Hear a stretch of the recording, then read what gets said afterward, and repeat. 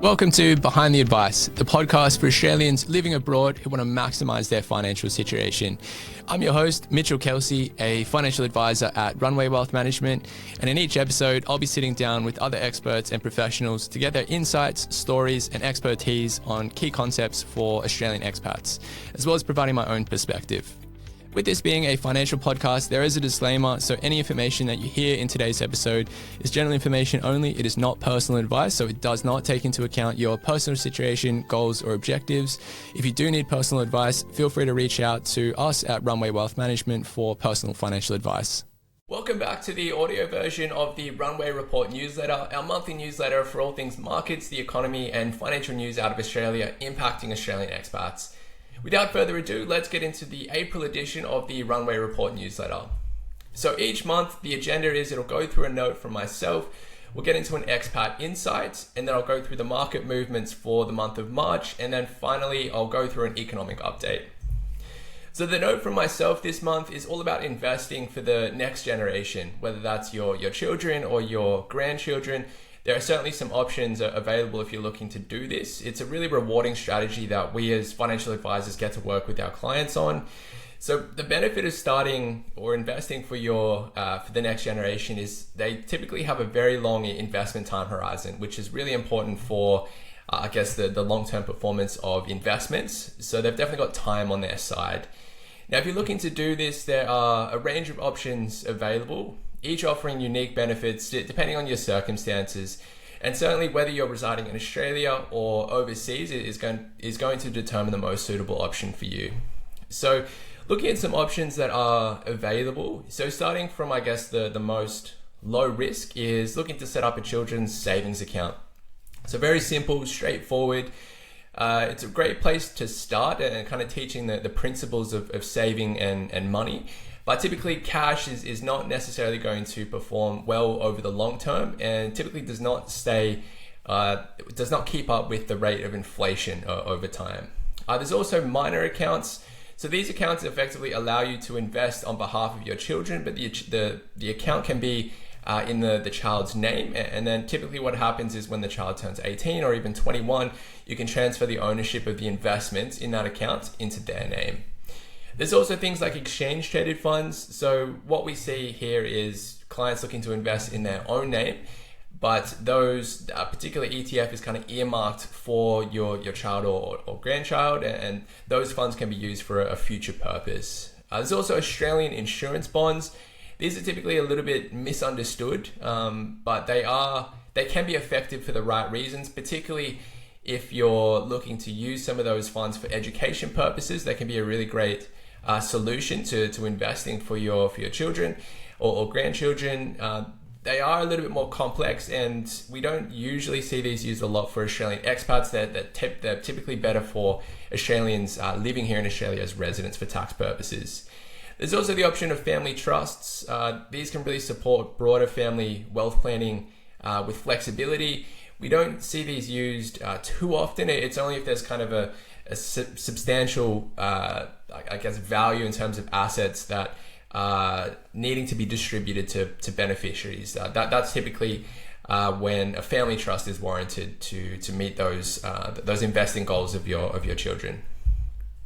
So certainly for Australian expats, it's especially important to consider how different jurisdictions may treat these investments. So as I said earlier, your local jurisdiction is really going to impact the most suitable option for you.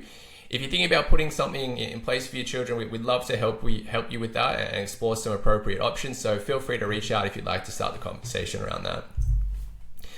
The Expat Insight this month is all about utilizing the Downsizer Contribution for returning expats. So certainly for many Australian expats, returning home comes with a renewed focus on retirement planning. So comes especially after years spent building wealth overseas. So one often overlooked opportunity is the Downsizer Contribution. So this can be particularly valuable if you've held on to your former Australian home while living overseas. So it's common for Australian expats to rent out their previous main residence while they're abroad, and then when they come back to Australia, perhaps that home is no longer suitable for their needs, and they usually look to sell down that property and look to maybe downsize into something smaller, perhaps. And If structured correctly, this can open the door to contributing up to $300,000 per person, so $600,000 for couples into superannuation. And these Downsizer contributions, they fall outside of the usual contribution caps, so you can still, that they won't affect your concessional or non-concessional contribution caps. So looking at some of the eligibility here, so you do need to be over the age of 55 and you must be an Australian resident for tax purposes. So as you can see there, it's really only suitable for Australian expats that have returned to Australia. The property must have been your main residence at some point in time, and that means it must qualify for either a partial or a full main residence exemption at the time of sale. You or your spouse must have owned the property for at least 10 years, and you need to make this Downsizer contribution within 90 days of settlement, and then naturally you need to have an active superannuation fund as well. Now, the benefits of using this Downsizer contribution is it allows you to significantly boost yours and potentially your spouse's superannuation balances without impacting those concessional or non-concessional contribution caps. Allows you to get more into the tax effective environment of superannuation, where your investment earnings are taxed at a maximum tax rate of 15%. And then as you enter retirement, you move into pension phase. That's when the investment earnings are effectively tax free. So really great opportunity to move a lot into super, and it creates some flexibility to implement additional contribution strategies. So if you've sold a property north of $1 million or even $2 million, that's going to allow you to get a lot more into super by both using Downsizer contributions, and then you could also supplement that with some non-concessional contributions as well. So just some things to watch out for. So there is a specific Downsizer contribution form that you need to provide to your super fund before or at the time of making your contribution, so it can be treated appropriately by your super fund. Timing is critical, so you've got that 90-day contribution window, and consideration should also be given to the market conditions when making such a significant contribution. So this is where professional advice can be really valuable. So obviously, if you're contributing $600,000 to your superannuation funds, ultimately those funds are going to be invested. So you want to make sure that the market conditions are appropriate, but also the investments that you're investing in through your super are appropriate for your retirement goals. Moving into the market movement section now. So starting off with a recap of how the Australian share market performed through March. So through March, the ASX 200 index, it fell 7.8% in March, driven by the ongoing conflict in the Middle East and a decision by the Reserve Bank of Australia to raise interest rates again as inflation pressures persist. So certainly the conflict in the Middle East kicked off on the 28th of February and has really been ongoing. It's entered its seventh week now. So certainly the market volatility was really felt through the month of March. In terms of still staying on the Aussie market, the sectors that experienced the largest declines were information technology or IT. That's as a sector fell 12.9%. There's some underlying other additional headwinds impacting the information technology sector at the moment, particularly software, with what's happening in artificial intelligence at the moment. It's really undermining a lot of the share price valuations of the tech sector right now. The consumer discretionary and real estate sectors, they also saw significant losses. These sectors are especially sensitive to rising interest rates, so naturally they fell off during March. Not all sectors performed poorly though. A few provided some stability. Certainly energy delivered strong gains, benefiting from higher commodity prices. So essentially any business involved in the exploration of fossil fuels, particularly oil and gas, did particularly well through the month of March. Defensive sectors also held up really well. Consumer staples and utilities businesses acted as a nice defensive allocation through the month of March. Looking at global markets now, so starting off with the United States, so share markets declined in the US. The benchmark S&P 500, it fell 5.1%. The tech-heavy NASDAQ Composite Index, it fell 4.75%. Although we did see some sentiment improve slightly towards the end of March after Trump suggested the conflict could be resolved soon, helping markets regain some stability there. European markets were hit particularly hard. They have the regions is heavily reliant on imported energy, So that's really disrupted share prices in Europe during March. So the benchmark, the Euro Stoxx 50 index, it fell 9.26% over the month.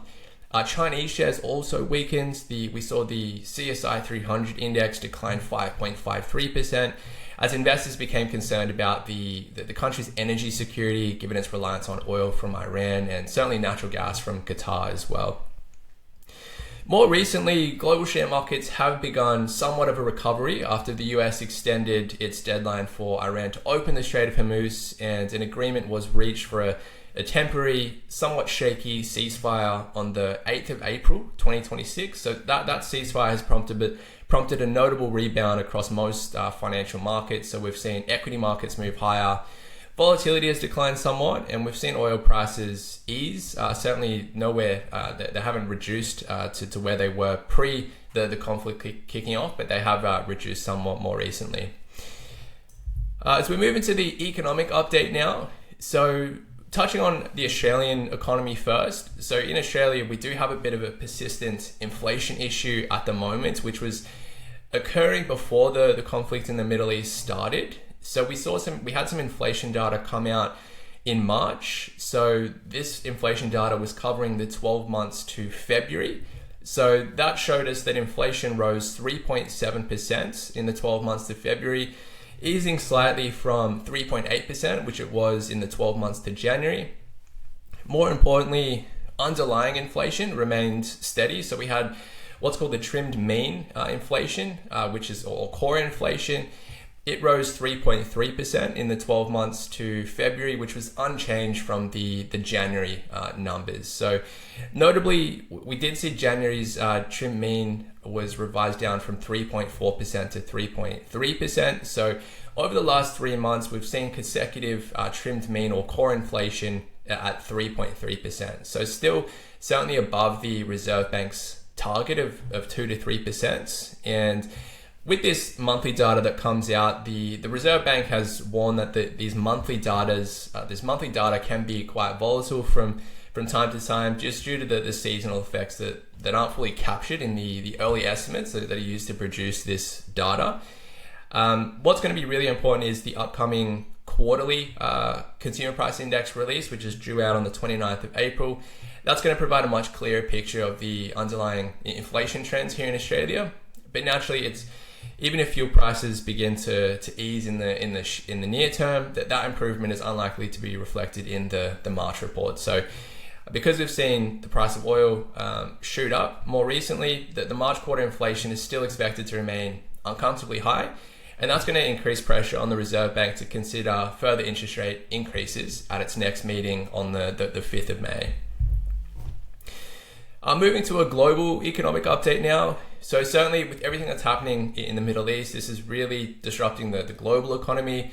The economy is currently facing upward pressure on inflation alongside the risk of slower growth, so slower economic growth and rising unemployment. So this combination increases the possibility of entering a scenario where we have what's called stagflation. So this is a really unfavorable environment where we see prices continue to rise. So we've got high inflation, but we've also got economic growth slowing as well. So for central banks around the world, this kind of environment creates a challenging policy trade-off, because they've really got to decide whether they should be raising interest rates to help stem inflation, or if they should be lowering interest rates to try and support economic activity. So the appropriate path will really depend on how persistent inflation proves to be and how quickly economic conditions can adjust in the short to medium term. So certainly, while recent progress towards a ceasefire and the reopening of the Strait of Hormuz is a positive development, further stabilization in the Middle East will likely depend on continued diplomatic engagement. So key factors that we're looking at: ongoing dialogue between the United States, Israel, and Iran. We want to see a mutual interest in avoiding further escalation after recent tensions, and certainly opportunities for renewed negotiations following the latest developments. So for investors, the focus is gradually shifting from short-term market volatility to the broader economic effects. So we're yet to see the impact of higher energy prices and see how this is really expected to feed through into the global economy over time. So that's certainly what investors are going to be looking for in the short to medium term. That's all in terms of this month's edition of the Runway Report Newsletter. We look forward to bringing you further episodes in the future. Thanks for tuning in. Thanks for tuning in to today's episode. If you want to learn more about Runway Wealth Management and how we help Australian expats, feel free to jump onto our website, runwaywealth.com, and we're also on all the social media platforms.